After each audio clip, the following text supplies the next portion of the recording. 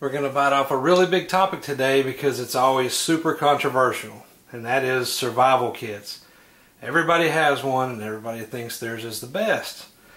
I wanted to do the video today on survival kits because it's really, in my system at least, the true foundation of everything in my outdoor sports and all my stuff.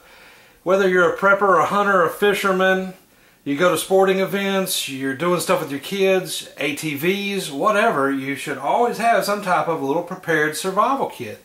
It'll help you if something goes wrong. It doesn't necessarily have to be a night spent in the woods or what have you. Maybe it's a night spent in your car. Maybe it's a sprained ankle, a broken leg that you need to signal and get somebody there to help you. A survival kit is always important, but it's always involving. So don't start shredding this in the comments and saying, oh, it doesn't have this and it doesn't have that. Let me tell you what it does have and why. You'll understand that I understand a few things are missing and that it always changes. I've literally added a couple things tonight that was in another kit that I've always been meaning to put in here. So we start off with a container. I like it to be a 1 pound or so, pound and a half survival kit. Something that can go in a pack, something that can go in a saddlebag, something that can go in your car, something tiny. I like it small so that it's something you'll take. If you get something huge, you'll never take it with you. You'll get tired of messing with it. So, I'm a big deer hunter, pigs, coyotes, what have you. There's always a survival kit, this OD green one here, in my hunting pack. That way I have one. I do some preparedness stuff where I have a get home bag in my duty vehicle at work as a police officer. I have a survival kit packed in that. Actually, this one. Backpacking gear, I have a survival kit. Camping gear, I have a survival kit. You know, I was an Eagle Scout. I got my Eagle in '88. And I did love Scouts, grew up doing Scouts, and I did it from age 8 in Cub Scouts all the way through 18. I worked at a Scout camp. I did 2 different high adventure bases. And so this kind of stuff I was doing long before this prepper craze and Doomsday Prepper TV and all that stuff. I was doing this stuff when I was a kid in the 80s and 90s. So putting stuff together and being prepared for an emergency I think is pretty age old. It's not a new trend. Alright, enough intro. Start with the container. This happens to be one of mine. I like it. I saw Such do a review of this. It's the FR1 from Maxpedition. I like it because it has a lot of different pouches. You can do different things with it. Kind of lets everything keep organized. Plus you can see through part of it with the mesh. It's pretty small. It's pretty lightweight. I think it's 8 by 4 or something like that. 7 by 4. I'll have to check.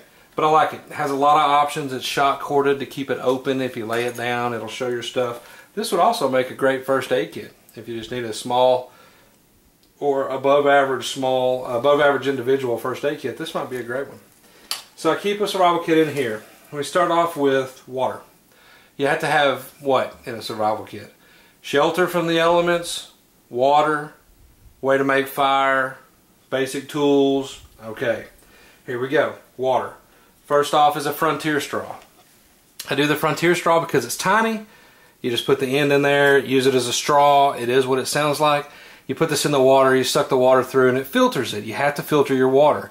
I like this because it's super compact. I have Katadyn Hikers and Hiker Pros. Matter of fact, I have 4 Hiker Pros in my different systems. But they don't work into my survival kit because it's too heavy. Okay, and at about $9, excellent value. You need a backup. 2 is 1, 1 is none. So water purification tablets, a whole bottle. They're in there for the water. On the fire, several ways. I have a mini Bic lighter, obvious what that does, and I have a little Kershaw flint and steel, a little magnesium rod or ferro rod. Also have 2 wet fire tenders because they are great in case everything around you is wet. The pine needles, the leaves, the straw or grass that you're trying to use, shredded bark, whatever you use. It could be wet. It could be a strange survival situation where, you know, it truly is a disaster, something like that. You can at least make your fire, which is important. Fire is a morale builder. Makes you feel a little bit better. It gives everything some light. It gives everything some warmth. It keeps things away. It lets people find you. It has smoke. You can cook on it. Fire is good. So when you do want a fire, when you do want people to find you, which isn't always, in that situation, you definitely need multiple ways to make fire. I also have in this 5-in-1 from Coughlin's, which is a compass, a whistle, a little piece of flint there. I also have some a striker there and REI waterproof matches. So those are good to have. That way you have matches, flint and steel, and a lighter, or a ferro rod and a lighter. This is cool because it's also a backup. You see, I have for signaling, into signaling, I have a whistle, the SOL new slim howler, which is pretty cool, super thin, and a mirror with the signaling with the little side end deal. I leave the plastic on there so it doesn't get scratched up until you need to use it. I also have a real compass, a Silva, but of course a little bitty backup compass, and I guess it works. It is pointing north right now. So good to have redundancy. And this little 5-in-1, they're only 10 bucks or less, is an easy way to do that. Back on the shelter stuff, I've got an emergency poncho. This is literally an 88-cent emergency poncho from Walmart. I think all the Walmarts have them. I've seen them all over the place when I've traveled. And a little space blanket there. You can use the space blanket as a shelter or a tarp. You can use the poncho as a shelter or a tarp. Put the poncho on for its intended use and keep the rain off of you. Use it to collect dew in the morning, all kinds of stuff. Same with the space blanket. I have a little bit of foil here. It's actually about that much foil. So, I don't know the measurements, but probably 2 feet of foil. And you can use that for signaling if you unfold it. You can use it for cooking. You can use it to do a lot of stuff. So I have some foil there. I have a basic first aid kit. This is an individual tiny first aid kit. I understand that you need more, but this is that little Adventure Medical .3 ultralight waterproof kit. I like the bag because it doesn't let in water or moisture, which ruins your crap if you haven't ever done that. And it has just enough to kind of get you through that day, or get you through a couple minor things. It even has some tape and some gauze, so it's not totally unprepared, but it's not a trauma kit. Okay, it's more of a first aid kit, as its name says. I have some cordage here. This is just 550 cord. It's 25 feet. But remember, I would have more in my pack. I would have more in my hunting bag. I would have more in my get home bag that's in my car or what have you. This kit is designed to, if it all went bad and you could take nothing else with you, this is what you take. You take this survival kit. That's the premise of this whole thing. Understand that you should already have EDC items on you, like a multi-tool, a flashlight, a gun. That's why this knife, that gun, and that flashlight are there, just to remind you that those things you'd already have on you. They don't go in this kit. There would be things on you. Now, would I have the Smith 329 44 Magnum in my little kit? No. Would I have it even on my belt as an EDC? Probably not. But I do wear it hunting. It's a good backup for pigs or bear. Would I have the Cold Steel Outdoorsman? Phenomenal. No. It's just a prop. It's just a reminder that you would have EDC items on you. Okay. Also in the kit, before I forget, is I did have, as a representation, a little package of cheese crackers, a little flavored drink mix pouch. These are good to mix up. Get you some electrolytes or the Gatorade pouches. Cliff bars, any kind of food you would need. I understand those crackers could get crushed. It was just a representation. I didn't have any Cliff bars in this kit, unfortunately. And I also have a Swiss Army knife. This is a big one. I think it's the Huntsman or the Camper. I can't remember, but it has a lot of different, most of the different attachments. I think it doesn't have the scissors and it doesn't have the magnifying glass. So, but it has most everything else. That takes the place of a Leatherman. Everybody's going, where's your multi-tool? Where's your this? Okay, it's a Swiss Army knife. I chose it because I already owned it. Number one, it's a cost savings. I live on a budget. And two, it's a small and compact tool. So it has what I need, you know. I think that the Swiss Army knife is still a valid deal. I also have some USGI snare wire. I bought this on Amazon. I've gotten several rolls of it. I bought a 3-pack, I think. And it has the literally Vietnam era wire, yellow and green. It can be for snares if you decide to set stuff like that. It could be for tripwires for security. It could lash stuff together and hold because it is a real wire. So realize, by the way, that if you think you're going to go out there and set snares and have breakfast in the morning, you're probably wrong unless you're in an incredible wilderness-rich area with animals, you know, tons of wildlife is what I meant to say, wildlife-rich environment, it's not going to happen. Normally it takes quite a while for snares to take or for animals to find the snares or what have you. Your best bet is fishing.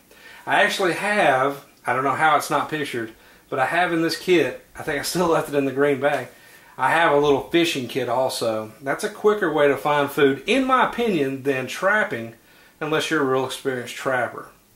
So I remember that a fishing kit is good, and my little fishing kit is simply some line, some sinkers, some hooks. I think I even have a couple of bobbers in there, and then a couple of baby $1.19, $1.99 lures and stuff from Walmart. Just real basic stuff. In my area we have bass, crappie, stuff like that. You know, we don't have a huge, some of the huge fish that are up north. I'm in the Texas area. So I have stuff that would be appropriate for my area or surrounding area. The green 511 6x6 pouch that you see here is another kit that I use, and I like it also. That pouch is 6 inches by 6 inches, as the name implies. It's a good kit. It fits in actually one of my backpacking. I use it when I'm backpacking, my big backpacking bag. So it has essentially the same contents in here. Oh, I forgot the mag light solitaire. Light is important. This is a single AAA light. In this kit, I actually have a mini mag 2 AA light, the standard mini mag, which I just happen to have, and it has a handy little belt sheath, so that's a good flashlight to have. I also have a slightly different Swiss Army knife. I think that the main goal of this is not to get you wrapped around the axles of the exact SKU numbers of every piece of gear that I have. It's to understand that you need cordage and some tools and a Swiss Army knife. You need some first aid, some shelter, water, fire, some type of food. Those are the things you need in your survival kit. It's just like a gun with no bullets. If you're missing just the slightest of things, it could be kind of detrimental. One thing that I've already used out of my kit on a recent hunting trip was a flattened out little third roll, quarter roll of toilet paper that I had. Some travel toilet paper that I got at Walmart. I need to replace that. If you don't replace it, it won't be there when you need it. And toilet paper is realistically something you're probably going to need fairly quickly if you get to your survival kit. Now, hopefully you're operating out of your regular hunting bag, your day pack, or your gear back at camp, the ATV gear that's on you, or maybe your camping or backpacking gear. Hopefully that's what you have. It's your real clothes, your full-size water deal, all kinds of fire making, plenty of tools, everything, right? Your big knife, your big gun. This is in case you don't have it for whatever reason. You've lost it, you have to leave it behind, you have to get somewhere out in the woods maybe to track that deer, but you don't want to take your big pack the whole time, or track that elk, but you don't want to take your big pack, but you want something. These things are always MOLLE compatible. You can strap them to you. That thing has straps on the back and is MOLLE compatible too, the 511. So if nothing else, it all begins here. Every system of gear that I use for whatever I'm doing starts with a survival kit, and yours should too. Remember, if you like the videos, click like and subscribe. Also check us out on Facebook at scout.tactical. Thanks.